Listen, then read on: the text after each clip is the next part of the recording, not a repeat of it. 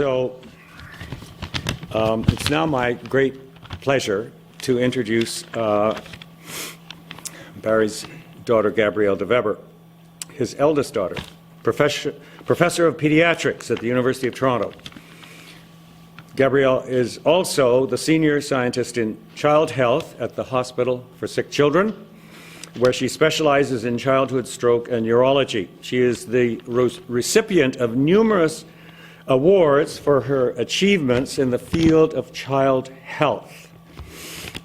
She has published well over 200 peer-reviewed papers and reviews.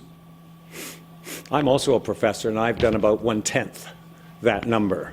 Well over 200 peer-reviewed papers and reviews in a whole range of leading medical journals. So it's my great pleasure to introduce Gabrielle deVeber.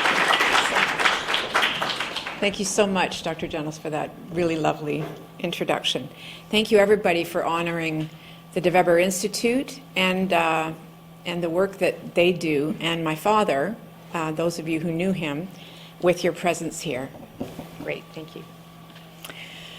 So this is not the usual lecture that I give. Normally I talk about pediatric stroke, I talk about research, I teach about those things.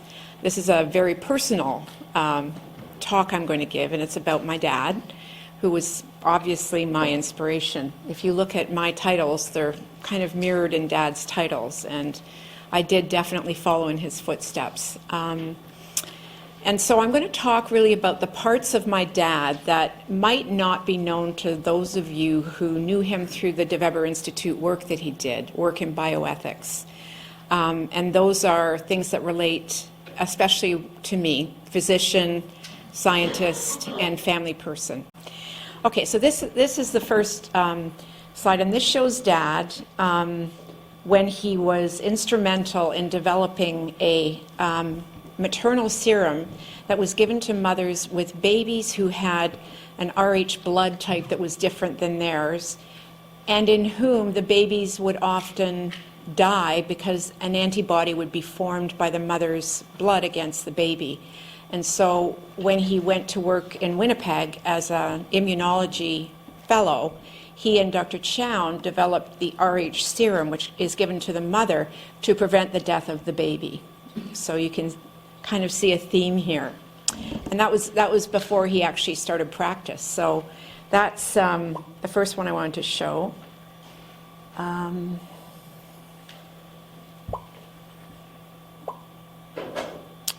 It's not working. Simon, do you want to help me? Yeah. So I'm just going to continue talking because I don't want to use up a lot of time. But the next slide I'm going to show you is a slide of my father with a couple of his patients, the hemophilia patients. So as a pediatric hematologist, obviously antibodies in the blood, Rh blood types, those things fit under a pediatric hematologist. Hemophilia also fits under a hematologist.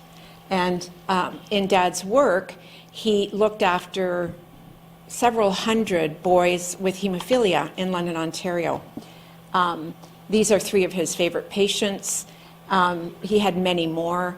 The tragedy of Dad's life was that in those years, back in I think it was the 80s, when he was giving blood products to these boys to try and keep them from bleeding into their knees and their brains with their bleeding disorder, the blood became tainted, and HIV was transmitted to most of these boys, and most of them died.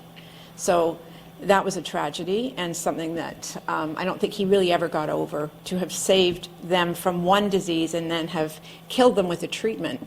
But that theme was also something he brought into his oncology. So he was very much a cancer doctor for children, and he had to always decide whether the risks of the treatment and the intolerance to, and the horrible side effects of a lot of the cancer treatments were worth the ability to potentially save the life.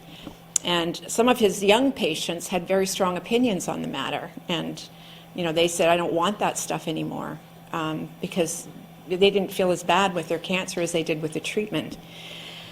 So life came to mean something very important to him as he watched these children die, and the sanctity of life and the sanctity of death became emerging themes for him. And in his later years, he went on to teach about death, thanatology, and to work with my mother in a large international group that my sister will tell you more about, because she is a palliative care expert as well and worked with Dad. Okay. The next section of my slides is going to show you some of his research. So here's one in 1967, where he's reporting patient complications from chemotherapy and supporting the need to do better screening in those young children who are having side effects. And the next one is also one of cancer, and this is much later into the 1990s. He published a lot of papers, but his main passion was teaching young physicians how to be compassionate and expert in their care of children, and in his area of bioethics. He was a family man. You've seen this picture. This is Dad with his oldest child, George, our brother, and that's George on the Queen Mary as we're heading off to England for Dad to do more training. So he, like me, spent many, many years moving around from one place to another to pick up more training in different areas, and that this synergy of all the backgrounds of immunology, pediatrics, hematology, even family medicine at one point, helped to make him the great doctor that he was. It meant a lot of uprooting for us, and my mother was a real trooper, because each time we moved countries, we had another baby in tow. So she was a real trooper. Here he is in England with his third child, Christine, our sister, and Barrie. Barrie was the youngest child, and Barrie died tragically at 35, which was very sad for Dad. But you know, like many things in his life that were sad, and death was a prominent part of his practice, he was able to look at it philosophically and to believe that death was not really the end, and that the spirit of the person who died was still around. And he got that through some of his patients. Again, his patients taught him. He had near-death experiences in one of his patients who was a child.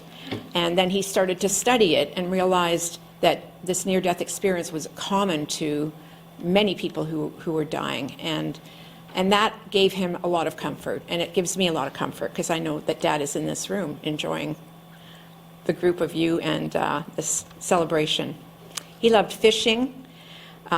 He loved family photos, and he was very proud of all of his kids. He loved his nieces and nephews, particularly Hillary, who's here, and is another pediatrician. Yay. and her mother, Heather, who was one of many sister-in-laws that Dad had. My mother had 11 siblings, and so he was, you know, he had two full-time practices. One was at the Children's Hospital of Western Ontario, and the other was of the family and all of their health problems. He was kind of the go-to. He was very proud of us as we continued our education. That was me. And very, very proud of Eileen, who became a nurse and entered the field of palliative care and was able to share the company of Dad at conferences together. And she'll speak about that role in particular. He loved children. This is him with one of his grandchildren.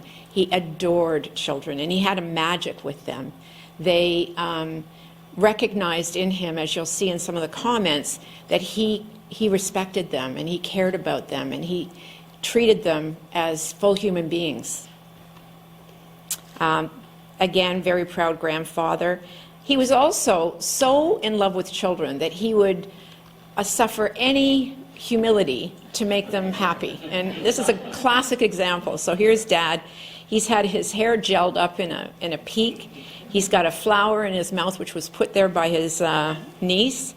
And they're doing his nails at this point. So this is up at the cottage, and it's hair, body, nails by his grandnieces.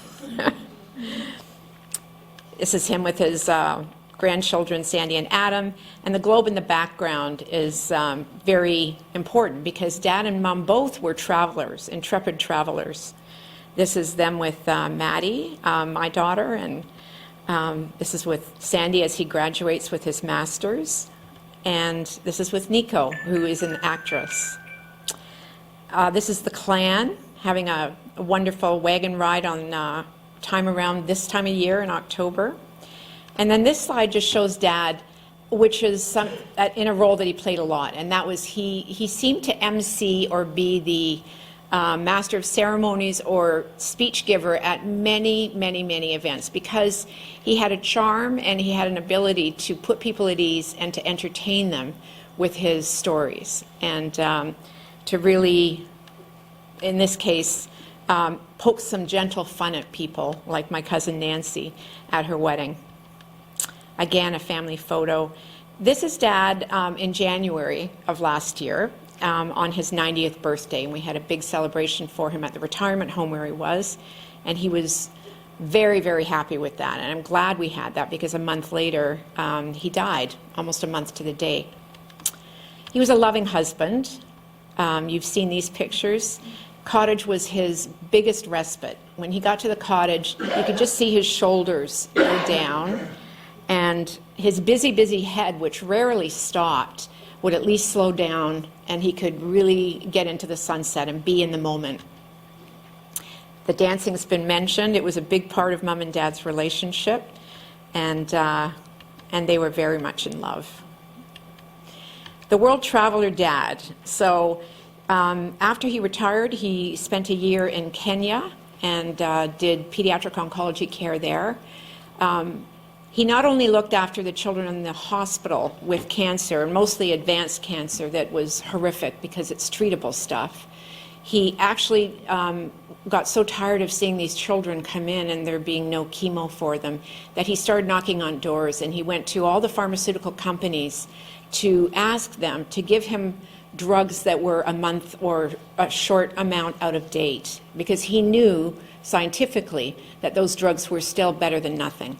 And he did get a huge truckload of drugs at one point, and he put them in the locked ward, and unfortunately they were stolen and sold on the street.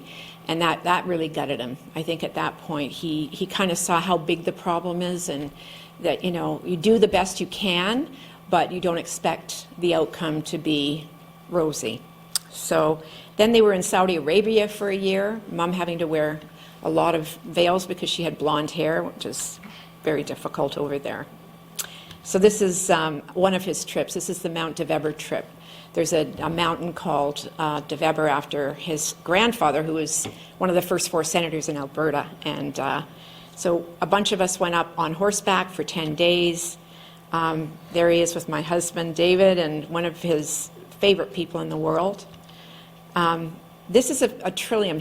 I remember the year before he died, he came to visit, and we were on a walk, and he saw this field of trilliums, and he lay down in the field, and he was, for all the world, like a 4-year-old. He was so overjoyed. He said, just look at this. Look at these trilliums. And, you know, he loved nature, and so he always had that optimistic, joyful side, no matter, you know, what was going on in his life.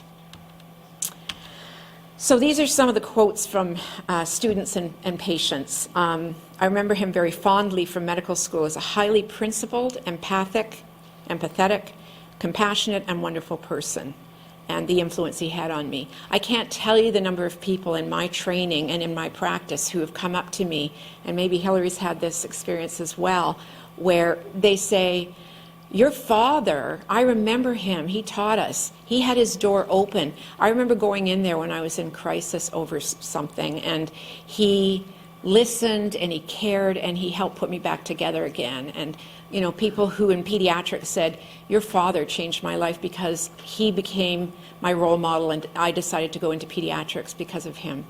So that's a very important contribution he made. This is some very touching comments from his patients and families.